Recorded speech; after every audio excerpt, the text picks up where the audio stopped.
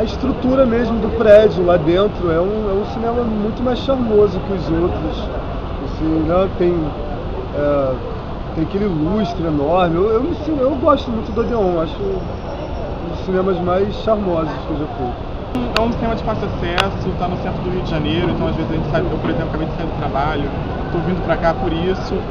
Geralmente exibem filmes que não estão no circuito normal dos cinemas de shopping, então geralmente filmes brasileiros ou filmes mais cultos, vamos dizer assim. Eles ficam mais tempo em cartaz aqui do que em outros tipos de cinema, então eu escolho o Odeon por isso. Em relação aos outros cinemas de shopping, é um pouco mais básica. Então, por exemplo, nos shoppings a gente tem aquele estilo de cadeiras em teatro, as cadeiras são elevadas. Aqui não, as cadeiras, no mesmo piso inferior, as cadeiras são todas planas. Em conforto, não digo que é um cinema desconfortável, mas por os outros cinemas de shopping serem construídos há pouco tempo, eles têm um conforto um pouco melhor, mas nada que vamos dizer assim, diminua a qualidade do Odeon como cinema, enfim, eu não deixaria de vir só por causa disso. No escurinho do cinema, chupando drops de anis, longe de qualquer problema, perto de um final feliz. Há algumas décadas, era rodeado de concorrentes na famosa Cinelândia. Hoje, é um dos únicos cinemas de rua sobreviventes com aura de clássico. O Cine Odeon é diferente daqueles instalados nos shoppings. Possui uma única sala de exibição, com um luxuoso lustre dando um ar de glamour ao cinema. Quando você tem, no início do século XX, a partir do governo do Rodrigues Alves e do projeto de modernização e de urbanização do Rio, com o Francisco Pereira Passos, o prefeito, você tem uma possibilidade de começar efetivamente a dinamizar essa cidade. Então você, entre outras coisas, você vai ter a construção do Palácio Monroe, que era a antiga sede do Senado brasileiro, em 1906. Você tem a fundação, a criação do Palácio do Supremo Tribunal Federal, Biblioteca Nacional, Museu Nacional de Belas Artes, né? O Palácio Pedro Ernesto, que é a Câmara Municipal, né? O Teatro Municipal, que acaba sendo a grande joia desse espaço, e basicamente o formato do que hoje é a Praça Floriano, né? Que vai servir, entre outras coisas, para abrigar a chamada futura Cinelândia. Uma grande praça, né? Uma que nós poderíamos equivaler a uma ágora das antigas cidades gregas, onde, entre outras coisas, esses espaços se tornam espaços públicos. E, por exemplo, nós podemos incluir a figura do Francisco Serrador, né? Francisco Serrador Carbonell, espanhol de Valência. Ele não é um empreendedor que vem direto para o Rio de Janeiro, né? Um homem que chega praticamente só com a roupa do corpo em Curitiba. Inicialmente vai trabalhar vendendo pescado e frutos do mar de maneira informal, né? E consegue fazer fortuna inicialmente nesse mercado pesqueiro. Ele acaba sendo, por exemplo, a pessoa que vai adquirir o terreno onde outrora existiu o Convento da Ajuda, que é toda aquela área onde você tem, entre outros prédios, o edifício Odeon.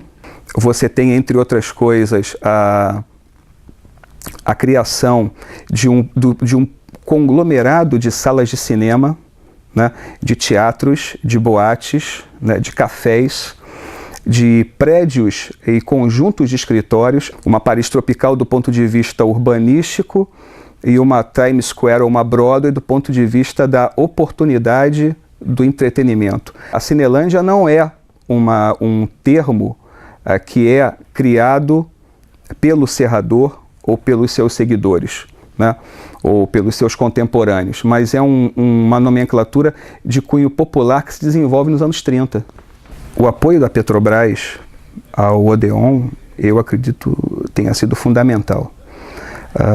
Mas eu acho que a Petrobras não apoiaria simplesmente um cinema. ela apoiaria um projeto cultural importante que não simplesmente irá apresentar os filmes mais em voga no momento, mas sempre festivais temáticos referentes à importância da sétima arte. Sempre lembrando, não é uma sala simplesmente de cinema, mas de desenvolvimento e de valorização de eventos culturais. O Odeon é o cinema escolhido para inúmeros eventos e festivais. É palco para desfiles, shows,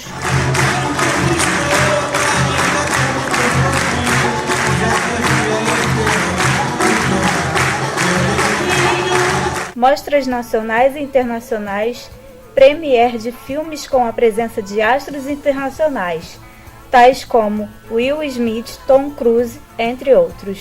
Trabalho numa ONG chamada Agência de Rede para a Juventude, que o foco é trabalhar com jovens, adolescentes de favelas e reconhecer o potencial. O nome do documentário é Geração Agência, que retratou 3 projetos principais que aconteceu no Borel, na Cidade de Deus, na Providência, com a produção de Wagner Novaes, que é um diretor que vem da Cidade de Deus, justamente nessa proposta de mostrar a potência desses lugares, das periferias, e ganhar força com isso. A gente conseguiu essa abertura no Odeon, que é um cinema emblemático, tradicional no Rio de Janeiro, e tem toda aquela aura antiga, e da força mesmo da tradição. O Cineclube Mágico Angu, ele é um cineclube aqui de Duque de Caxias, que existe há 10 anos. A gente resolveu fazer esse cineclube pela a necessidade que a gente tinha de repente pegar 2, 3 ônibus para poder ir para o centro da capital, para a zona sul do Rio de Janeiro, para assistir os filmes que a gente queria, porque as opções no cinemão aqui na Baixada não estavam atendendo a gente. Aí, no primeiro momento, a gente resolveu reunir uma galera que estava interessada em assistir filmes e pegar esses filmes e passar. Mas logo depois surgiu também a necessidade da gente começar a produzir os conteúdos do Cineclube Mágico Angu. Quando eu lancei o Ano e um Dia, né, há quase 10 anos atrás, a gente exibiu ele lá no Odeon, foi uma grande exibição. E agora o Mágico Angu volta ao Odeon, não só com um filme ou 2, mas com toda uma curadoria.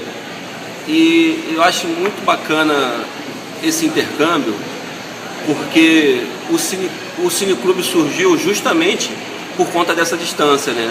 E nessa oportunidade aí a gente pôde também levar esses filmes lá para o Odeon, que é aquela coisa bem central, né? Vem gente de outra cidade, vem gente de São Gonçalo, vem gente de toda a Baixada. De repente gente até mais distante que não vem até aqui a Caxias, pôde estar vendo um pedaço dessa história também passando lá no Odeon, né? Com direito a tapete vermelho, o Odeon é o principal palco do Festival do Rio, um dos maiores festivais de cinema do mundo, repleto de documentários, curtas e longa-metragem de várias nacionalidades. O Odeon é o Maracanã do cinema brasileiro, né? Sobretudo do cinema carioca. A gente poder exibir um filme lá no Odeon, aquele clima de cinema de rua mesmo, não é uma saleta, né, de meia dúzia de pessoas. Ali, aquela tela gigante, você vê os personagens que você ajudou a compor, exibidos naquela tela gigante lá, ou interagindo com o público, isso aí não tem preço. Eu acho que a história do cinema Odeon, ela se funde com a história do cinema brasileiro, e é um prazer, ainda hoje, em 2013, a gente ter um espaço como esse para se divertir e para aprender um pouco de história também. Considerado um dos grandes nomes do tango brasileiro, Ernesto Nazaré foi um pianista e compositor. Em sua obra constam 211 peças, entre elas a Canção do Odeon. Ernesto Nazaré se apresentava como pianista na sala de espera do Cine Odeon, que era frequentado por muitas personalidades ilustres na década de 20.